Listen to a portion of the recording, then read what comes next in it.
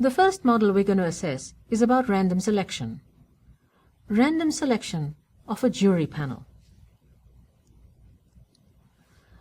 The data come from a Supreme Court case, Robert Swain versus the state of Alabama.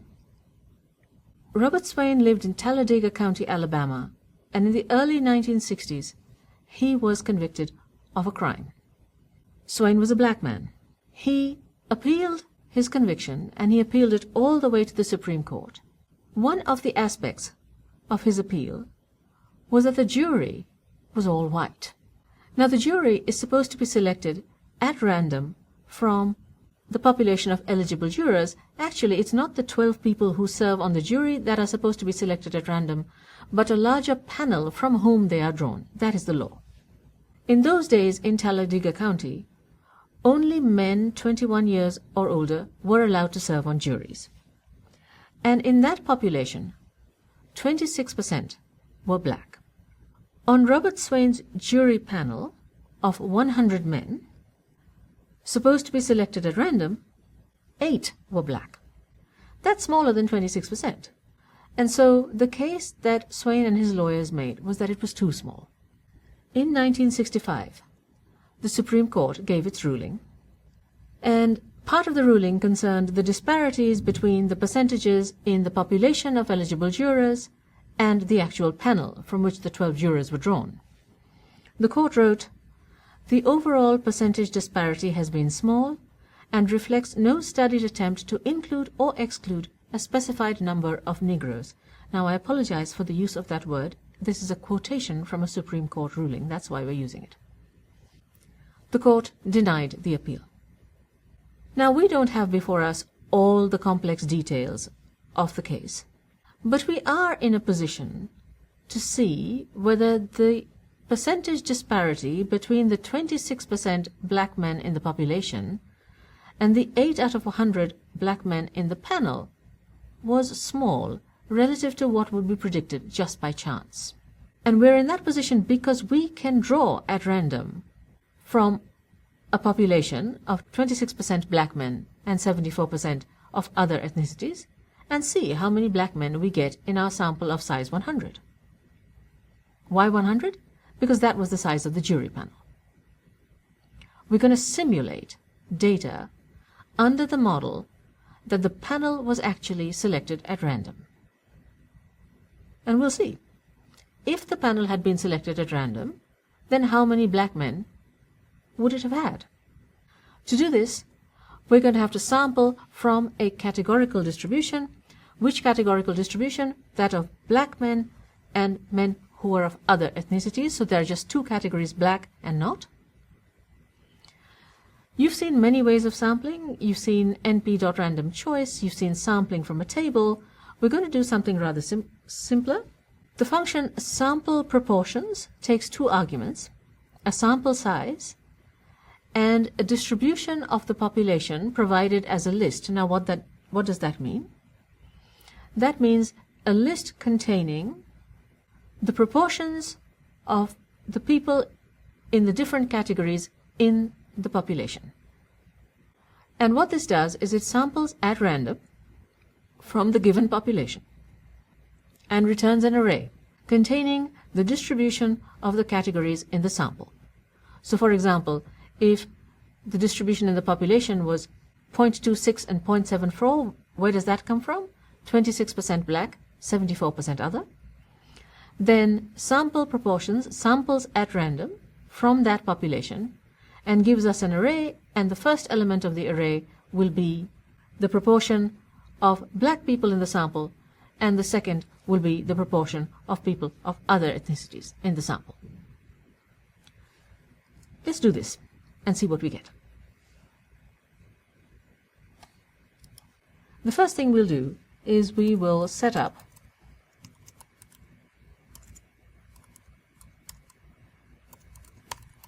an array, or you could set up a list containing the proportions of the 2 different categories in the eligible population.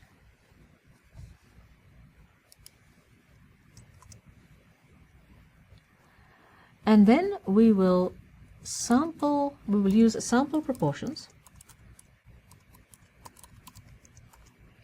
We'll sample 100 times because that was the size of the panel.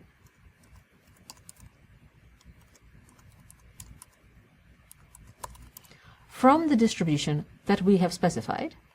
And what we're going to get is an array containing the proportions of the two kinds in the sample, and our first sample yielded 17% black men, which is quite considerably smaller than the 26%. If we try it again, we get exactly 26%. You can see there's randomness, 30%. So the proportion of black men in the sample varies. It depends on who came out in the sample. These are proportions. It's much easier to work with counts, and in fact, we can convert these proportions easily to counts by multiplying by 100 .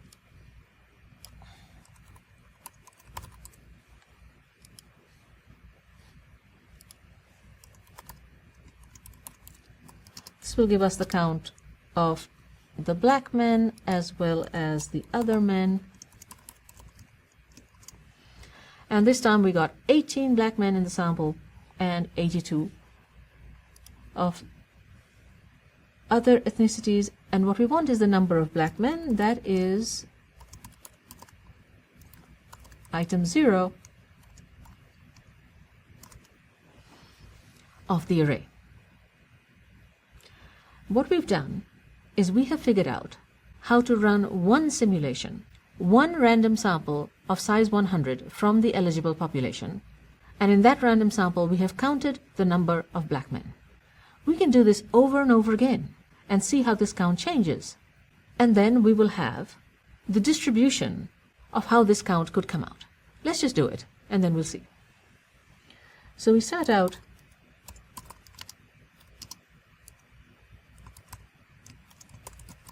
with an empty array in which we are going to collect our sampled counts, and we are going to repeat our sampling procedure some number of times, tens of thousands of times. Why don't we just start with 5 to make sure that our code is working okay.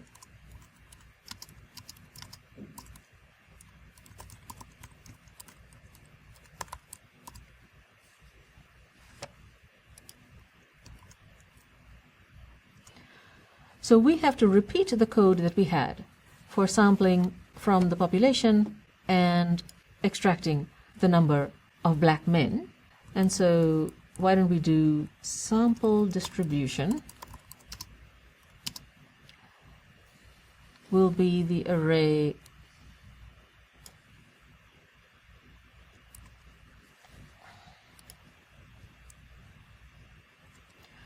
returned by sample proportions. That's an array of the proportions of each kind. And then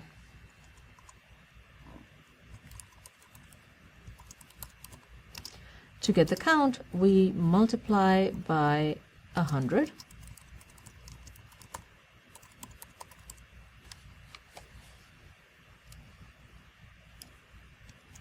That gives us an array of both counts, and we extract item 0. That's the count of black men in our sample, and then we append this new count to our collection array counts.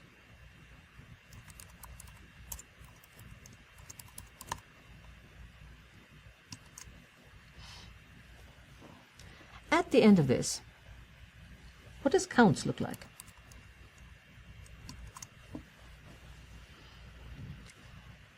It consists of 5 repetitions of a simulation. We've simulated the number of black men in a jury panel of size 100 selected at random from the population of eligible jurors. We've done that 5 times. You can see there's quite a lot of variation. That's 5 times. We can do it 5,000 times. Why don't we try 10,000 times? Run again. And now I really don't want to look at all 10,000 counts. Why don't we put them in a table?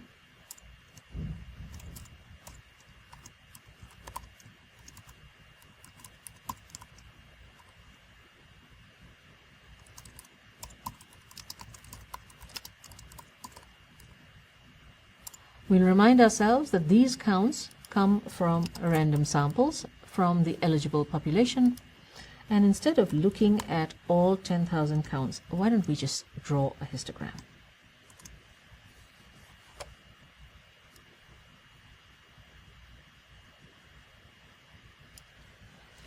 That is interesting. This histogram represents the number of black men in each of our 10,000 samples. Now, in the population, 26% were black, and we are sampling at random, so it's not at all surprising that most of the data are around 26. 26 out of 100 people. Some are much larger and some are much smaller. And the Supreme Court was noticing this, that, when you sample at random, there is some disparity just by chance. But the size of the disparity is at issue here. What was the number of black men in the panel that Robert Swain had? It was 8 out of 100. Where's 8? It's all the way out here somewhere. It's not even visible on the histogram. It really looks as though if the sample or if the panel had been selected at random, something very unlikely has happened.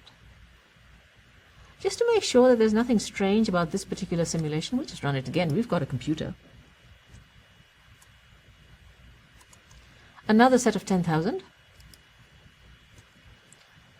And the histogram of those. And now, there's nothing here. It's around 15-ish is about the minimum, and once again, there are some 40s. If you want to see more detail, you can ask for more bins. Why don't we ask for bins?